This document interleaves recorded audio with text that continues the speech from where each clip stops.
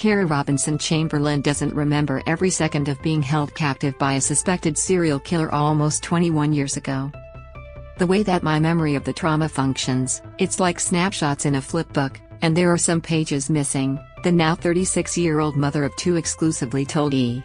News Francesca Amiker ahead of the February 11 premiere of Lifetime's The Girl Who Escaped, the Kara Robinson story. The filming was filling in gaps in my first-person memory. As an author and advocate for trauma survivors, she's spoken extensively about her experience. But watching her story unfold in its entirety, from being abducted from her friend's front yard by Richard Ivonets to being reunited with her family after she managed to escape 18 hours later, stirred up some feelings she wasn't expecting. Particularly, she recalled, while watching the moment where her mom Deborah, played by Kara Buono, bursts into the police station asking where her daughter is. Enter teenage Kara, Katie Douglas, who sees Deborah and utters one word, "Mom." They both have this quavering, Kara described, and it was so emotional, and I was so surprised. I think it impacts me to see it from a different perspective, my mom's perspective, and now as a mother, too. The things that I experienced are not what people would expect, and that's why it's important to tell these stories. Meaning, she continued, I don't feel I have those typical trauma responses of having PTSD or feeling triggered or having flashbacks. So for me, going through the process of this movie, my trauma was in a box over here, and I was existing, working on the movie, over here, and there wasn't a lot of overlap. Kara previously teamed with Elizabeth Smart, whose own harrowing survival tale was dramatized in 2017's I Am Elizabeth Smart, to produce a documentary about her ordeal, and the pair joined forces once again to ensure that Kara's story was told by Lifetime as she saw fit.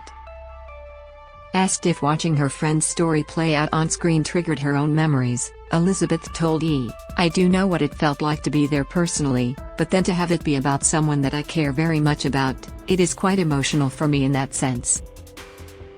I don't feel like it's triggering in the way it would put me down a deep, dark hole and I wouldn't be able to climb out again, noted the 35-year-old, who was kidnapped from her Utah home 19 days before Kara was taken in South Carolina.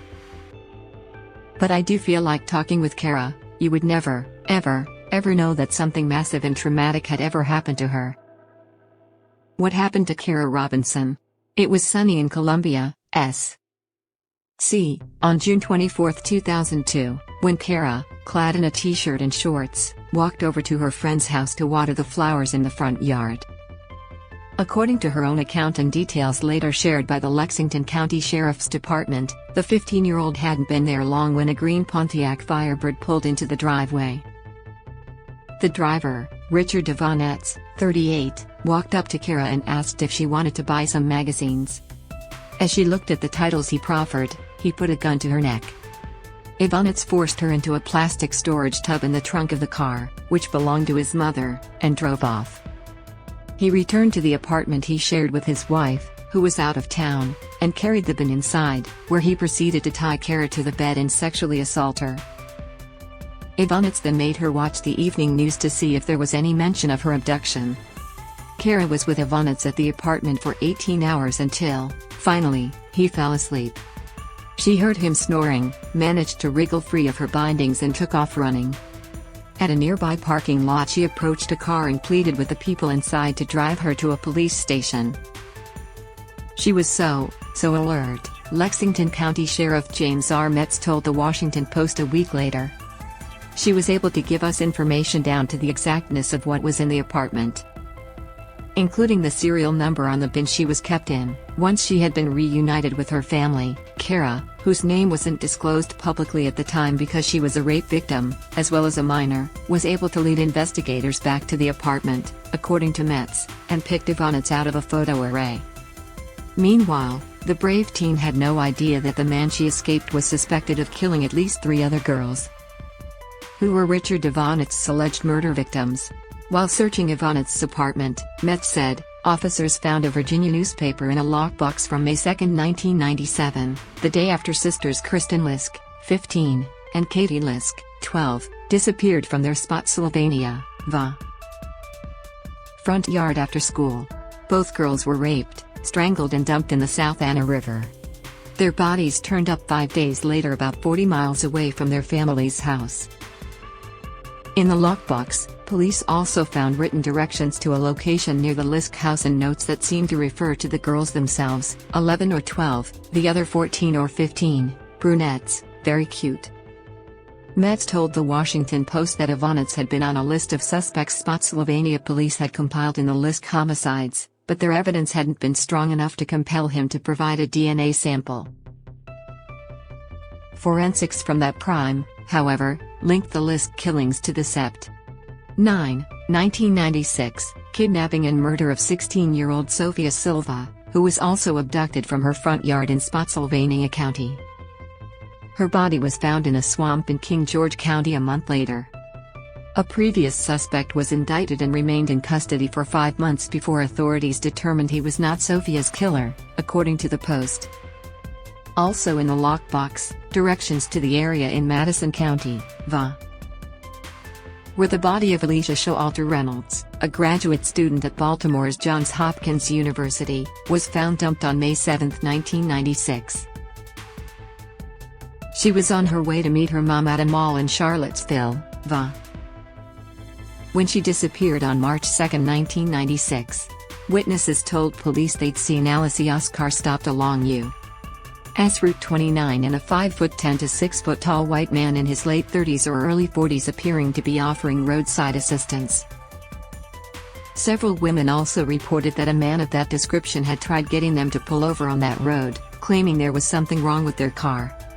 In any case, authorities never definitively linked Alicia's murder to Ivanets, and the case remains unsolved. It almost feels like when you look at that whole Route 29 story and the stalker idea, that he was sort of honing his skills on how to stop women and get them, her mother, Sadie Showalter, told WHSV in 2021 as the 25th anniversary of her daughter's death approached. And Alicia happened to be the one that he took. What happened to Richard Ivanets? From what we've been able to discern, there were no signals, no signs. Richland County, S. C. Sheriff Leon Lott told the Washington Post of Ivanets, a Navy veteran who'd twice been awarded the Good Conduct Medal. He was someone who just blends in. Minus Ivanets' 1988 conviction for indecent exposure in Florida, when he told investigators, per a police report, he has a problem with masturbating in front of girls. When he feels the urge, he drives around looking for a girl 18 to 19 years old, short in height and has brunette hair. By the time Kara led detectives back to his apartment, Ivanets had hit the road, passing through Georgia on his way to Florida, where his sister lived. He was somebody who felt everything closing in on him, Lott told the Post. The secret was out, the monster exposed. On the way to Florida, Lott said, Ivanets called his sister and told her he'd killed someone and committed more crimes than he can remember. The sheriff said the details Ivanets mentioned led them to believe he wasn't talking about Sofia or the Lisk sisters. Authorities tracked Ivanets to Sarasota, Florida, where he led police on a high-speed chase and then fatally shot himself as officers approached. In August 2002, authorities announced at a news conference that forensic evidence led them to conclude that Ivanets had indeed murdered Sofia and the Lisk sisters.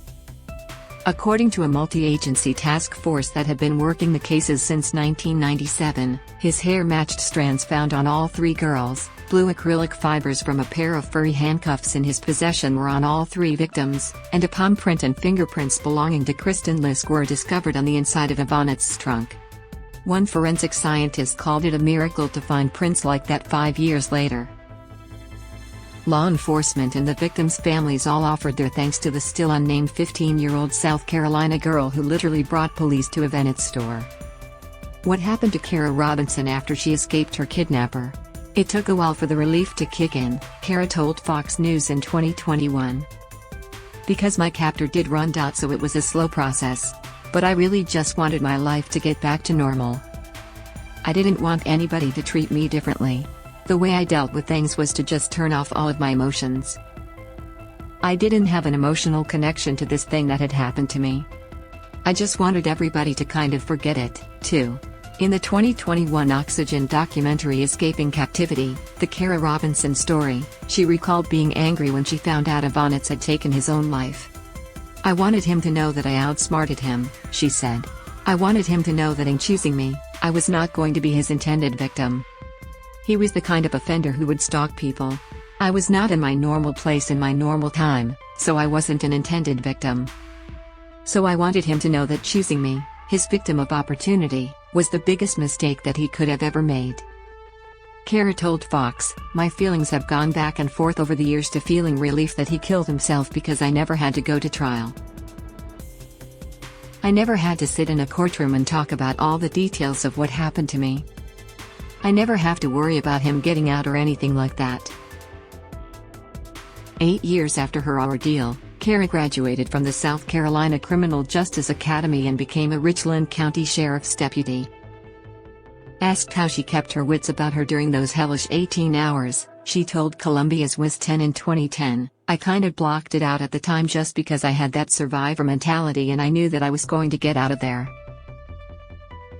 So at the time, I wasn't really focusing on everything that was happening.